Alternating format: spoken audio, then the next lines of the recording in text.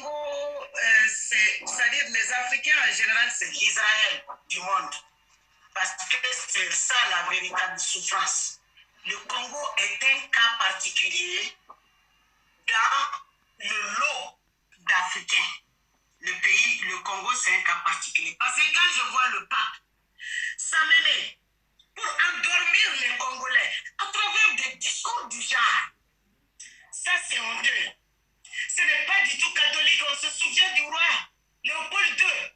Comment les Belges ont fait souffrir les Congolais pour le bonheur de l'Église catholique, remplie dans son sous-sol par de l'or africain, dans son musée par comment on appelle ça, les objets d'art africains exposés en signe de trophée. Donc les Congolais, il est venu les endormir pour stabiliser leur chaos. Oui. Si moi j'étais congolaise, je n'allais jamais pratiquer cette religion. Bon, bref, chacun a sa croyance, je ne critique personne. Mais par rapport à une histoire récente, où il y a eu des mains qui sont coupées, où il y a eu toutes sortes d'animosités, y compris les tests de virus qu'on met dans le peuple du Congo, cobaye, comme échantillon. Ce peuple est le peuple le plus riche du monde. Il faut lâcher le mot. C'est sur ça que Tshisekedi est assis. Il est assis sur la dignité des Congolais. Il doit dégager. Donc, savez-vous qui est le ministre gabonais de la forêt?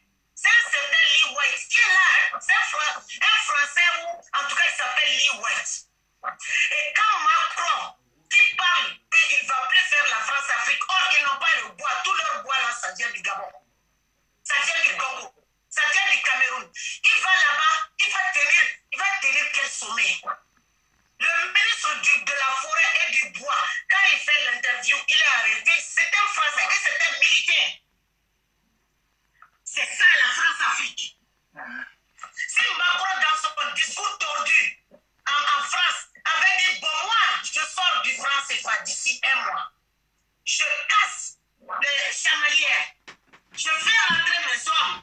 Parce que les militaires, ils sont là pour protéger le peuple français. Si Macron avait pris des démarches du genre, si Macron avait cassé les contrats qu'ils ont imposés avec les armes de Barkhane, de leurs espions, les armes de l'Élysée, contre les temples de nos dirigeants, oui, on allait dire que c'est un début du commencement.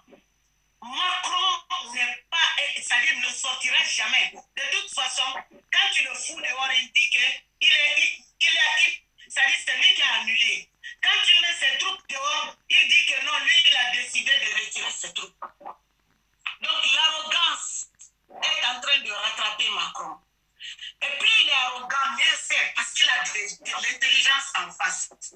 Il n'a encore rien vu parce que les Européens nous ont prêté leur vie. Ils n'ont ni uranium, ni diamant, ni bauxite, ni rien du tout. Ce sont les misérables de l'humanité, mais les plus barbares, qui ont porté des cravates, des vestes cravates, pour venir envahir de manière légale à travers leur démocratie frelatée criminelle, à prendre les pays en otage par rapport à leur démocratie, qui ne nous correspond en rien, qui ne respecte pas nos valeurs. Sur un petit comme Macron ne peut pas venir faire. C'est-à-dire, voyez comment il a humilié Ali Bongo. Voyez comment le papa Paul Biya, il est vieux, il n'arrive même pas à marcher. Mais Macron le tire. La France-Afrique n'a aucun respect. Même si la France-Afrique les a installés. C'est-à-dire qu'on n'a pas les mêmes valeurs que les Occidentaux. Non. On n'a aucune valeur commune. Un petit comme ça ne peut pas s'arrêter pour parler, s'adresser à tout un continent. L'empire de la France est bel et bien morte. Parce que cette génération qui est là ne laissera rien. Aucun espace où la main ne passe et repasse, il n'y en aura pas. Donc si le Gabon qui est en train d'aller dans le Commonwealth, vous voyez la sournoiserie de Ali Bongo. C'est un Français qui est son ministre de la forêt et des bois. Ça, non, s'il vous plaît, juste pour ne me justifie pas. Ça sort pour la première fois de la bouche de Macron. C'est un terme colonial. C'est un terme colonial, c'est un code colonial. La première fois que j'ai entendu ça, c'est au Congo encore. Congo belge. Quand les Congolais se sont révoltés contre les Belges ont dit qu'il y a un sentiment anti-belge. C'est une façon de saboter notre révolution. Voilà. Pour mener une révolution saine, une vraie révolution. Voilà, je m'arrête là. La très, très grande dame. Amina Fofana, pour ne pas la nommer. C'est un grand plaisir pour moi de la retrouver parce que ça faisait très longtemps que je ne la voyais plus, alors qu'elle n'intervenait plus, en tout cas, sur Afrique Média. Donc, je me suis renseigné auprès du frère Keïta, le frère panafricain, qui est même d'ailleurs actuellement au Mali.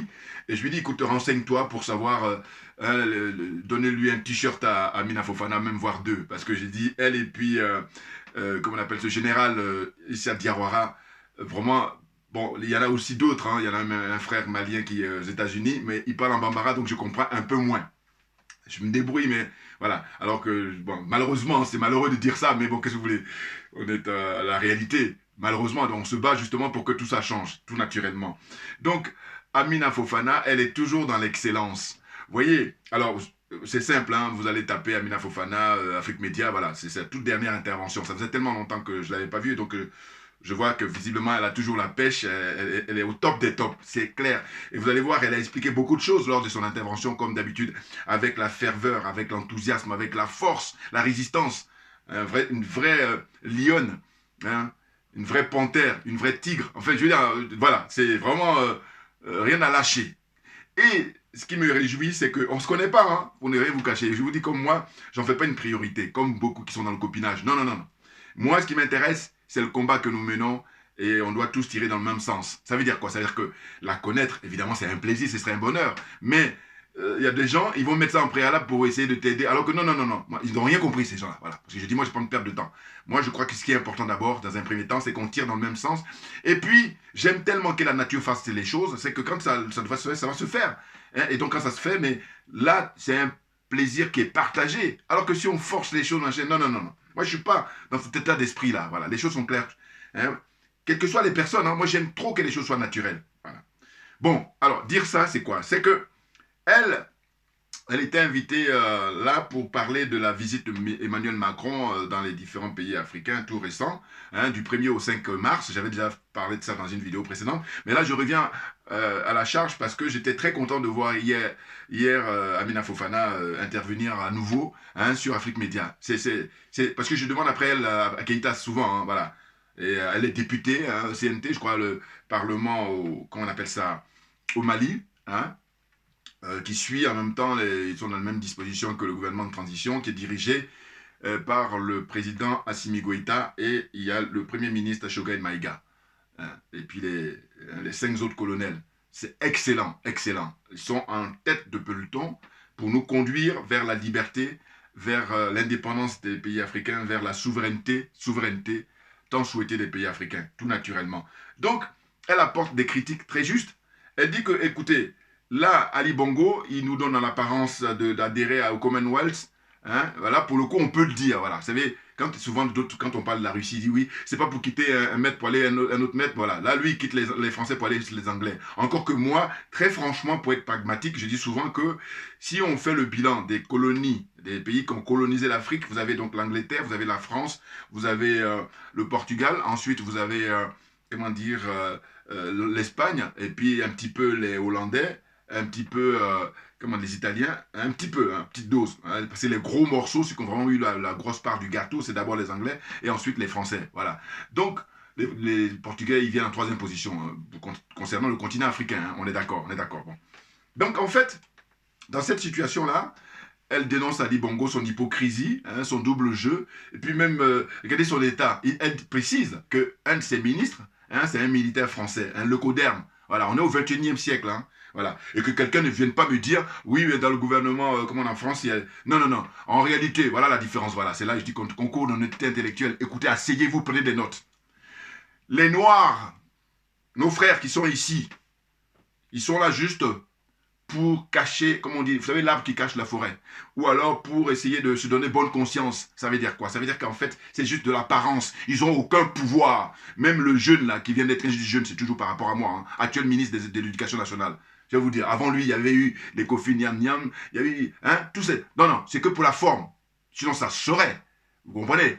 Je dirais que peut-être, à l'époque, dans les années 50, hein, à l'après-guerre, après la Seconde Guerre, peut-être la génération là, ils avaient peut-être un petit pouvoir.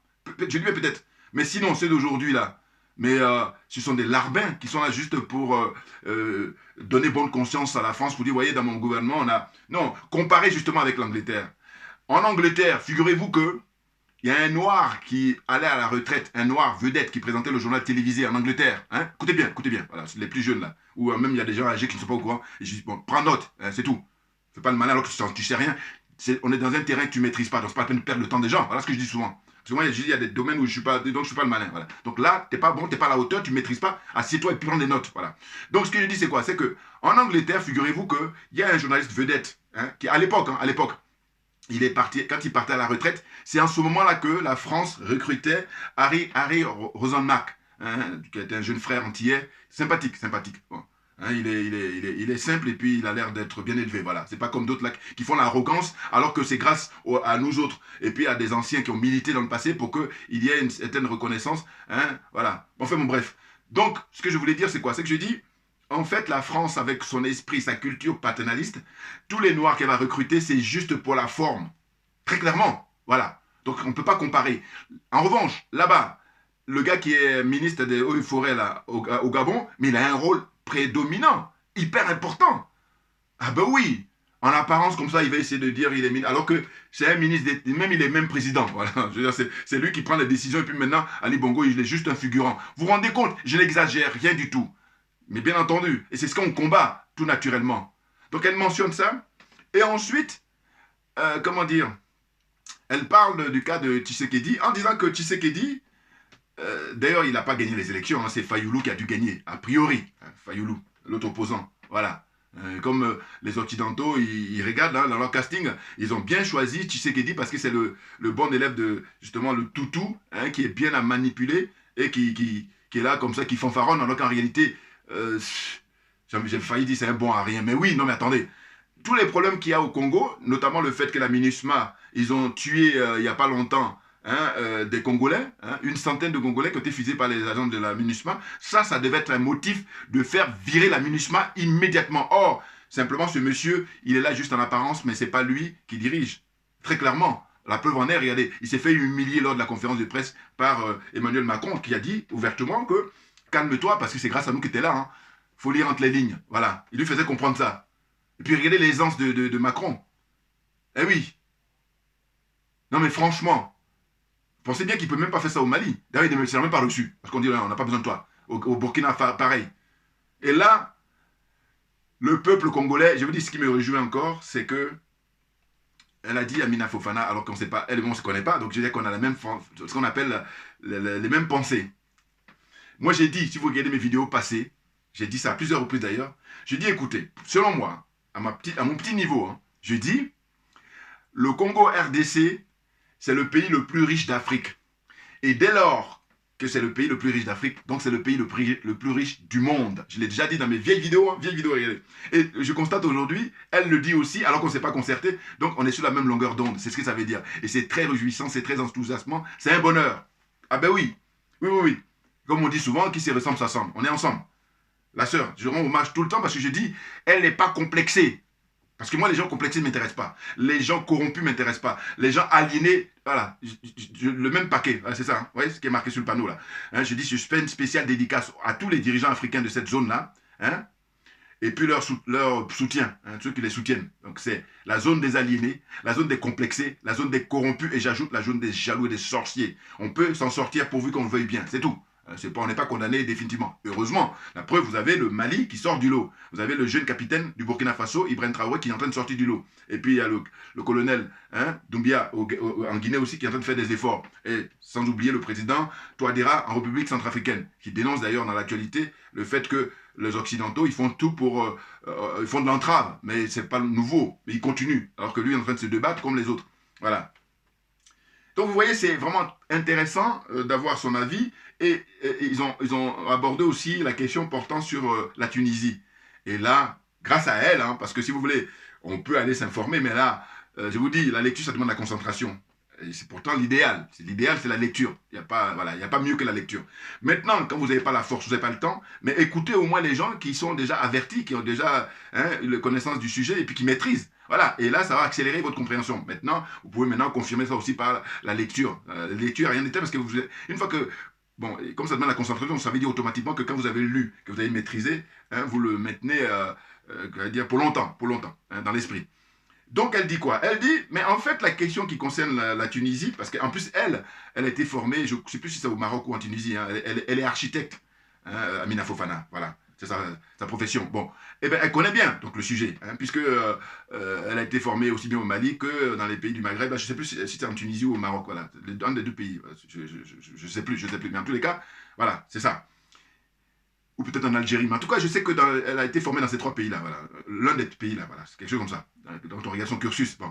Eh bien, donc elle parle en connaissance de cause, puisqu'elle y a vécu pendant quelques années pour sa formation. Bon. Elle dit quoi? Elle dit, écoutez, la Tunisie, ils sont en faillite, voilà. Et donc, c'est pour ça que je dis, mais voilà, ça, c'est des gens qualifiés. Vous voyez, en plus, qui est militant, parce qu'il y a des gens qui sont qualifiés, mais qui ne sont pas militants. Bon, c'est dommage, parce que la cause noire, la cause africaine, mais il n'y a rien de tel, parce qu'en fait, c'est pas normal qu'au XXIe siècle, tout le monde continue à nous piétiner, à nous prendre comme des serpillères. C'est pas normal. Il y a des gens qui ont des miettes, ils se contentent de ça. Et puis, bon, j'ai dit, bon, d'accord, c'est une chose. Mais c'est pas ça qui me dérange chez eux. Ce qui me dérange chez eux, c'est qu'ils vont faire barrière pour que tu ne puisses pas, justement, lever le voile, hein, faire qu'on en sorte de ça. C'est ça qui me dérange. Voilà. Vous comprenez? Là, je dis, bon, mais si tu veux vivre avec tes misères, c'est ton problème. Mais par contre, viens pas nous déranger. Parce que nous, on est motivés pour libérer le peuple africain. Donc, le défi est énorme.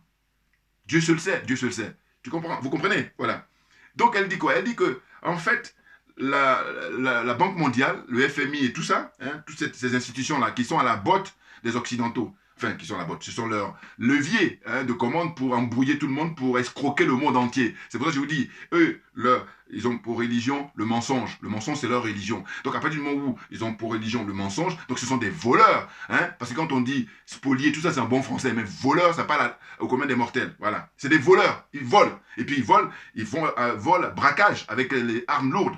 Vous comprenez? Tout le reste, c'est du saupoudrage. C'est pour embrouiller les pistes. Brouiller les gens. Embrouiller les gens. Vous comprenez? Voilà. Donc, elle dit, en réalité, il y a une promesse qui a été faite aux Tunisiens, aux dirigeants tunisiens, en disant, voilà, compte tenu de votre situation critique, eh ben, on va vous prêter quelques millions pour pouvoir faire face à votre situation immédiate. Hein. On verra à terme, mais voilà. Et du coup, ils ont fait des préconisations. Là, c'est comme ça, hein, ils ont toujours des contreparties. Hein? Rappelez-vous pour les pays africains où, dans les années 80, ils avaient mis en place ce qu'ils appellent, comment on appelle ça, la crise économique, et donc ils ont demandé à ce que tout soit bradé au privé. Hein. Et du coup, pas mal de générations de personnes comme ça qualifiées sont retrouvées au chômage, à perdre leur emploi, et puis la pauvreté absolue. Vous comprenez? Bon. Hein?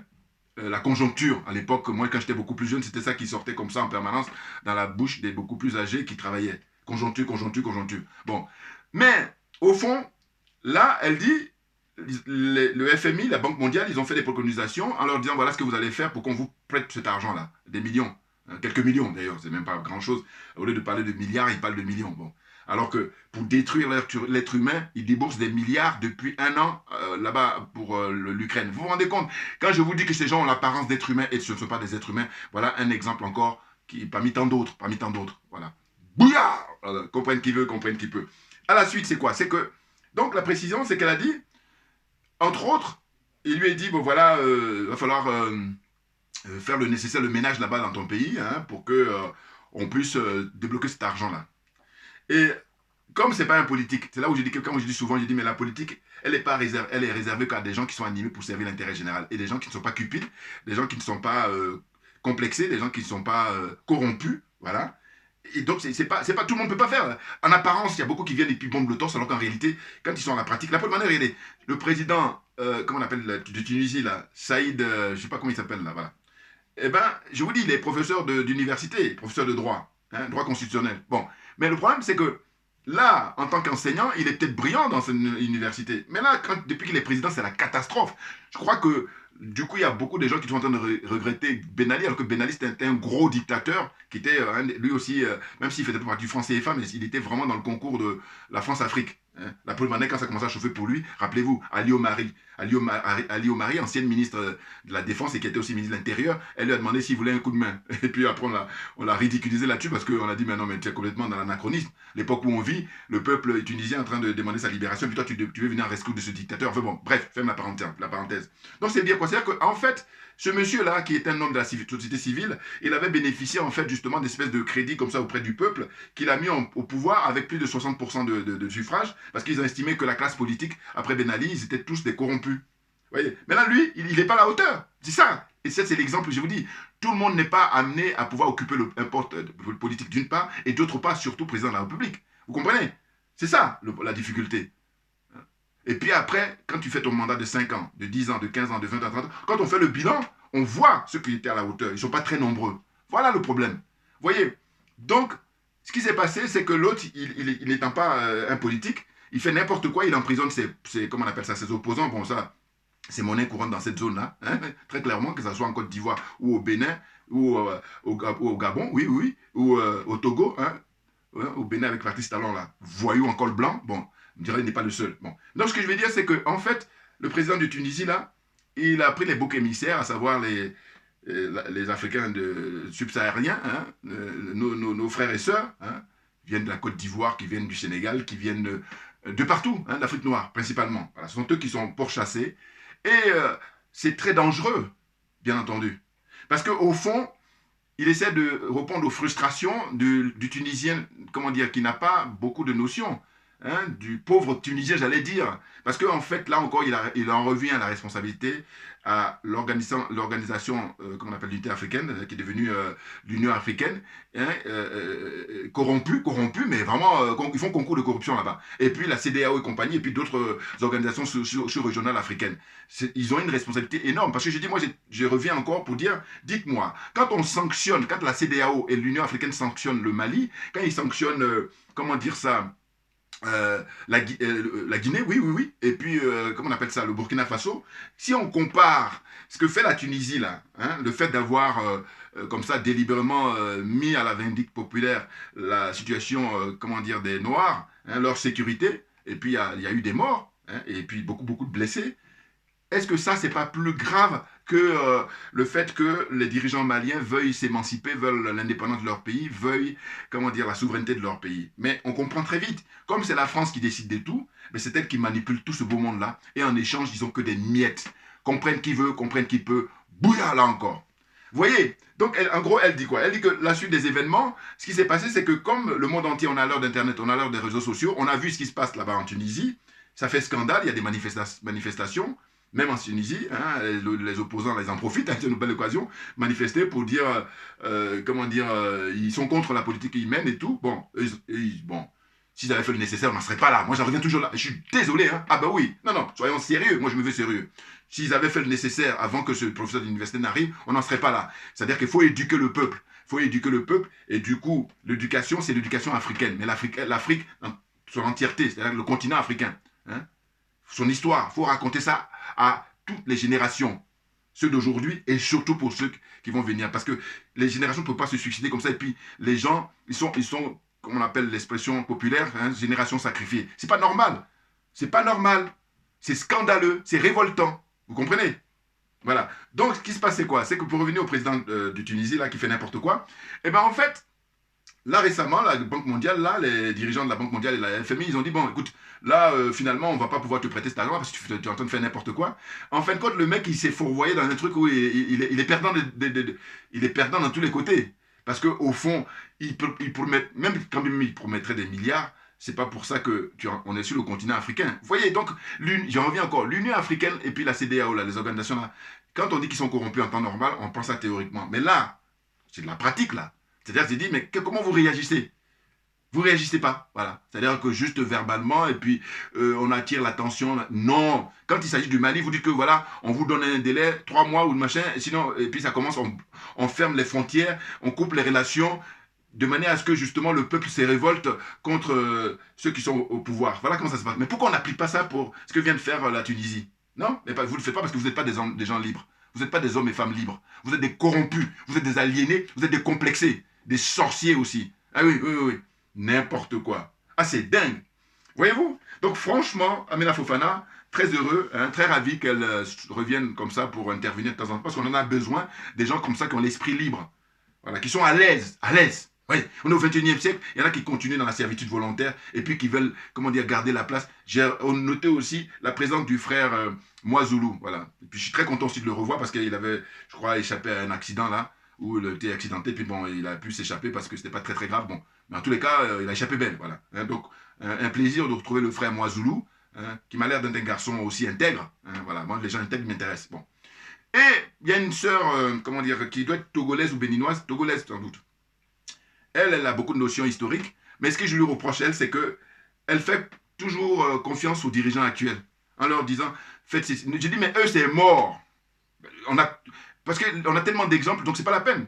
Il n'y a plus d'espoir pour eux. Donc il faut plutôt penser à la nouvelle génération qui va prendre les choses en main. Et la nouvelle génération, eh ben, c'est les 6 colonels au Mali, c'est le capitaine, comment dire, au Burkina Faso, et puis le colonel en Guinée, Doumbia. Voilà, c'est la nouvelle génération ça. Mais sinon, les dirigeants là, Alassane Ouattara, Macky Sall, Patrice Talon, Yassimbe, Fort Yassimbe, Bongo Ali, hein, le fils, hein, tout ce monde-là, mais Bazoum, n'en parlons pas, ils sont tous foutus parce que 99% d'entre eux sont francs-maçons. Sassou Nguesso, c'est le chef hein, de la franc-maçonnerie en Afrique. Voilà. Donc c'est mort. Il ne faut plus compter sur eux. Parce que, regardez le bilan. Prenez, Sassou Nguesso, on nous dit par exemple que ça fait 39 ans qu'il est au pouvoir. Faites le bilan.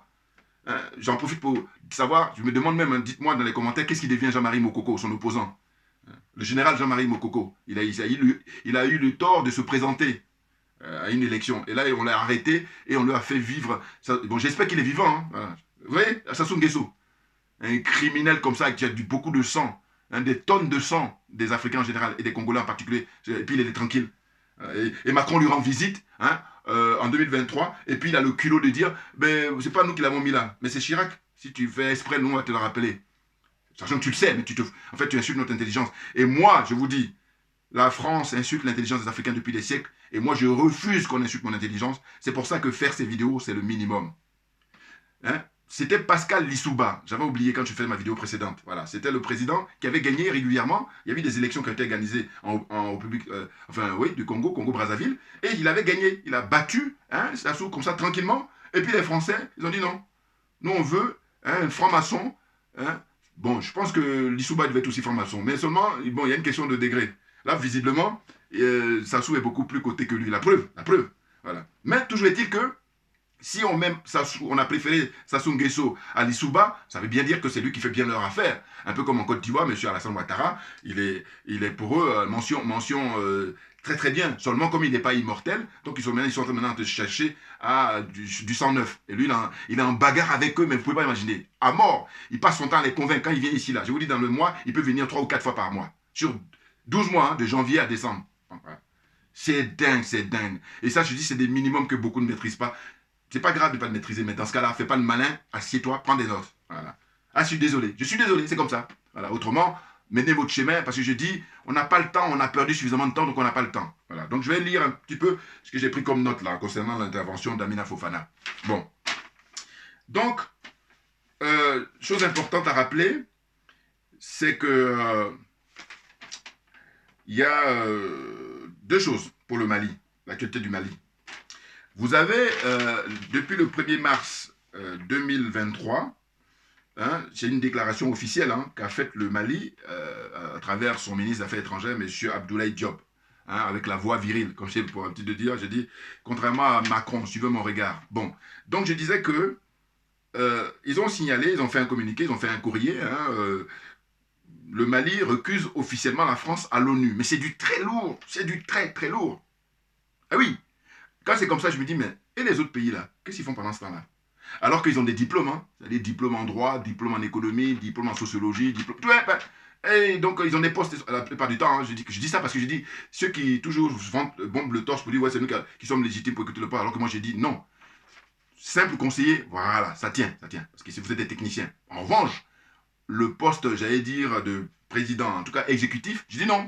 Parce que vous n'êtes pas à la hauteur, parce qu'il faut avoir des maîtrises c'est pas forcément le diplôme, la preuve en est. Vous êtes là, vous êtes soudoyé facilement. Avec des miettes, vous vous contentez, puis vous plongez tout le monde dans l'obscurantisme. N'importe quoi, des nazes, fatigue les gens. Bon, donc je disais, le communiqué du ministre des Affaires étrangères du Mali, voilà, en date du 1er mars, hein, il a adressé ce courrier-là au président en exercice du Conseil de sécurité et qui annonce sa décision de retirer le statut de la France en tant que porte-plume des résolutions concernant le Mali au Conseil de sécurité de l'ONU. Mais c'est énorme, c'est énorme. Vous savez pourquoi? Parce que c'est historique. C'est-à-dire que depuis toujours, c'est la France, hein, je vous le disais dans ma vidéo passée, qui joue le rôle de papa, le rôle de marraine, hein, le paternalisme, mais eux c'est maladif. Voilà, c'est hein, c'est de la pathologie, c'est très profond pour eux. Hein, je dis par rapport aux autres occidentaux. C'est clair. Mais il n'y a pas que eux. Dans cette situation-là, au Conseil de sécurité, vous savez bien que vous avez 5 membres permanents. Et dans les 5 membres, on nous dit quoi? On nous dit qu'en fait, il y en a 3 qui jouent ce rôle-là de porte-plume. Voilà, c'est-à-dire qui jouent les rôles de, comment dire, d'escrocs. Voilà, parce que moi, c'est rien d'autre que l'escroc, parce qu'ils estiment qu'ils sont supérieurs, donc ce sont eux qui vont écrire à la place, ils prennent les...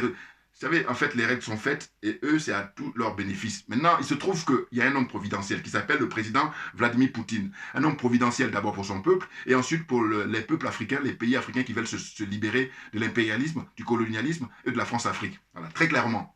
Vous voyez? Donc, ils ont élaboré ces règles-là et puis c'est eux seuls qui sont les bénéficiaires. Et c'est lui qui est venu maintenant aujourd'hui, depuis 1 an, qui est en train de siffler la fin.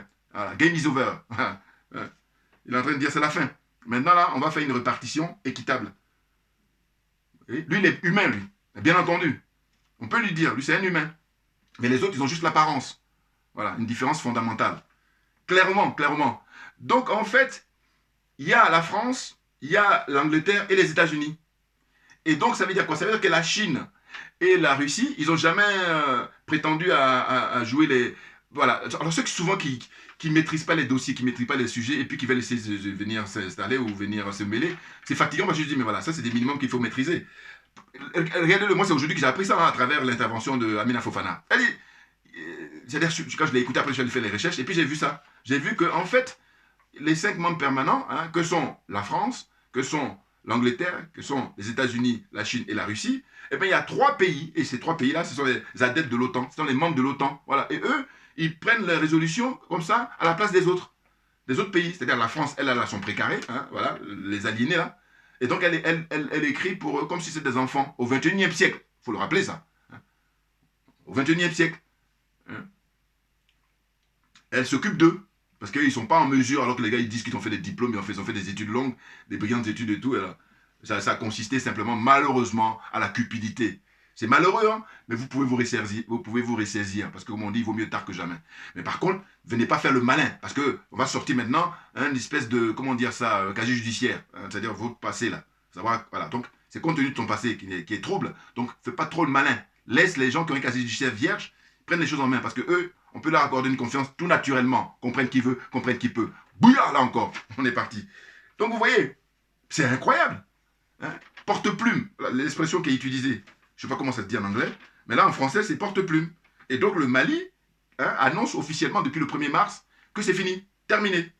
Parce qu'en plus le Mali, c'est dû au fait qu'ils ont constaté que la France a violé son espace aérien pendant plusieurs mois. Alors j'ai dit plusieurs mois quand on tient compte de la prise de pouvoir de Assimi Goïta. Mais autrement, auparavant c'était open bar. C'était ça qu'il faut comprendre. Et ils le font même, j'allais dire, de manière naturelle. Et puis, c'est la suite logique. Parce qu'à partir du moment où ce sont eux qui sont les responsables, puisqu'ils se donnent le droit, vous voyez? Et bien donc, c'est une continuité, c'est vraiment... ne pas agir comme ils agissaient, ça n'est incompréhensible. Alors que agir comme ils l'ont fait, c'est compréhensible, c'est une suite logique. Voilà. Maintenant, le dirigeant malien actuel, ils sont arrivés pour dire, bon, terminé. Hein, parce que nous, on a compris votre jeu, hein, on a été à votre école, voilà, on parle votre langue, même aussi brillamment que vous. On sait les manipuler, hein, utiliser à bon escient par contre. Voilà.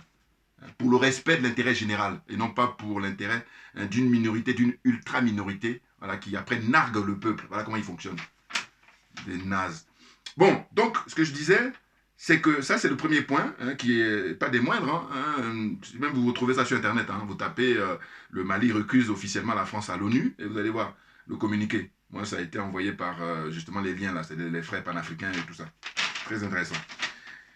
Deuxième phase, c'est à propos le projet de constitution au Mali. Bon, là, il se trouve que c'est, je crois, depuis lundi 6 mars, que ça a été les juristes là qui ont travaillé là-dessus, ont remis officiellement au président Assimi Goïta. Bon, les points importants qui sont soulignés là-dedans, il y a donc la question de la laïcité, laïcité, un pays laïque, c'est ce que veut en tout cas les dirigeants actuels. Et ensuite, il y a le problème de la langue nationale. Et il faut bien savoir qu'ils ont relégué la France pour que ça soit simplement une langue qui serve pour l'administration, pour l'instant. Parce que là aussi, c'est une question de moyens, il faut se donner le temps. Mais à terme, c'est fini, le français va être oublié et ça va être une langue étrangère. Voilà. Par rapport à ce qui s'est passé. Il faut donner les raisons. Et puis comme ça, on n'a rien à signaler. On n'est pas obligé, mais comme on est honnête, voilà, on le fait. Voilà. Ensuite, il y a le pouvoir du président. Voilà, par contre, le président, là, il s'est donné beaucoup de pouvoir, parce que, bon, alors, je crois qu'ils sont mieux placés, comme on dit chez nous, il faut être sous là pour savoir s'il a de l'ombre. Donc, eux, ils sont mieux placés pour, comment on appelle ça, inciter, encourager cette rédaction-là, ce point précis, pour donner plus de pouvoir au président. Hein.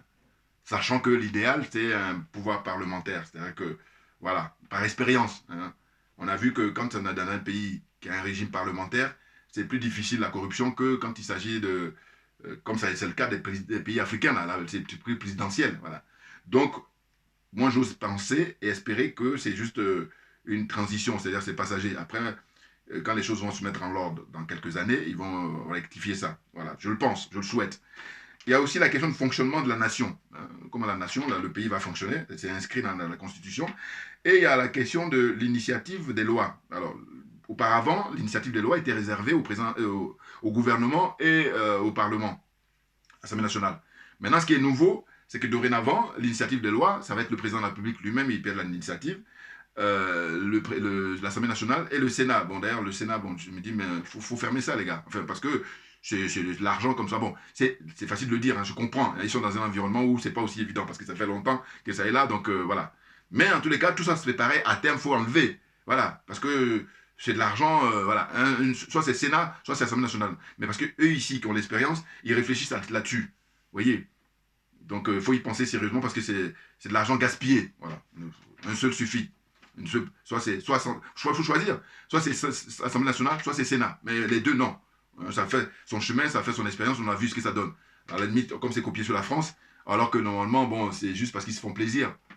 Et je vous rappelle encore que la France, quand on fait un classement démocratique pour les pays qui ont la même expérience démocratique qu'eux, la France, elle est disqualifiée. Voilà, je dis ça simplement. Elle est disqualifiée. Je ne dis même pas qu'elle est la dernière. Elle n'est pas qualifiée parce que dans les matchs d'élimination, elle est disqualifiée. Voilà, c'est tout. Voilà. Et moi, je dis ça en ma qualité accessoirement seulement spécialisé de la France. Djoubian, c'est mon surnom sur le net. Voilà, c'est toujours à préciser ça. Donc voilà, ce sont les grandes lignes de le projet de constitution. Et on nous dit que, en fait, les imams là-bas au Mali, ils sont contre. Bon, alors, quel argument ils avancent parce qu'en fait, les imams, c'est ce que j'ai regardé un petit peu avant de faire la vidéo. Eux, en gros, ils disent qu'ils rejettent la nouvelle constitution car ils s'opposent à la notion de laïcité. Voilà, le thème laïcité, ça les dérange. Parce qu'ils sentent que ça va être la marmaille. Enfin, on va les embrouiller là-dedans. En fait, ils ne sont pas très convaincus. Ils ne sont pas tout à fait convaincus, voilà. Donc, ce qu'ils aimeraient bien, c'est plutôt à la place de laïcité, qu'on mette plutôt État multiconfessionnel, voilà. Là, ça pourrait les rassurer. Bon, faut voir. Moi, je dis, pareil, les colonels là-bas, ils sont mieux placés pour savoir pour quelles raisons ils ont opté pour ça. Voilà. Maintenant, tout aussi une question de chercher à convaincre les gens parce que c'est hyper important. Voilà. Donc, c'est pas évident. Je comprends, je comprends. Mais c'est vrai que les imams, là, eux, c'est leur grief. On peut comprendre, bon, mais c'est pas évident parce que leur grief, là, ils n'ont pas fait ça. Ibeka qui a dirigé avec toute son équipe, son fils. Ils ont bouffé l'argent et les budgets qui étaient votés pour aller sauver le pays. Ils ont tout bouffé, ils mettent ça sur leur compte en banque, ils vivent des vies de pacha. Dans ce moment-là, qu'est-ce qu'ils faisaient les imams? Moi, je suis curieux de savoir. Voilà. Alors, on me dirait toujours, oui, mais après, il y a eu. Oui, mais ils ont laissé longtemps Ibeka. Et puis, ceux qui ont bouffé l'argent tout le temps, là. Voilà. Donc, il faut se calmer, là. Enfin, bon. C'est tout ça aussi. Il faut aller vérifier. Est-ce que la France, avec des valises d'argent, elle vient comme ça, elle est là prête en permanence pour déstabiliser les dirigeants du Mali et puis le jeune capitaine qui vient d'arriver là au Burkina Faso et le colonel, comment on appelle ça, en Guinée-Conakry, Doumbia. Voilà. Donc apparemment, les imams là, ils sont pas d'accord par rapport à ça. Bon, j'espère qu'ils vont trouver un arrangement. Donc le référendum est prévu pour le 19 mars, 19 mars 2023. Aujourd'hui, nous sommes le 8. Ça veut dire dans, grosso modo, combien dans 11 jours, voilà. Pour permettre au peuple d'adopter ou de rejeter cette constitution. Et donc les imams, là, ils sont en train de faire la publicité, enfin, ils sont en train de faire leur campagne pour dire non, ils vont appeler le peuple à voter contre. Alors que non, il faut soutenir plus que jamais les colonels parce qu'ils reviennent de loin. Ils reviennent de très loin et je vous dis, leur combat, c'est pas seulement libérer le Mali, non, c'est libérer tout un continent, c'est libérer le peuple noir. Donc c'est énorme le challenge, le défi, il est énorme et de le dire, c'est très peu que de le dire. Vous comprenez? Donc voilà, chers frères et sœurs, je vais m'arrêter là aujourd'hui et de dire que c'est un plaisir, c'est un bonheur et c'est une thérapie pour moi de faire ces vidéos parce que vous comprenez, je ne supporte pas l'injustice. Et puis, il se trouve que j'ai des choses à dire. Merci à vous tous pour votre attention et puis à très bientôt. On lâche rien parce que c'est nous qui avons raison, très clairement. Merci bien.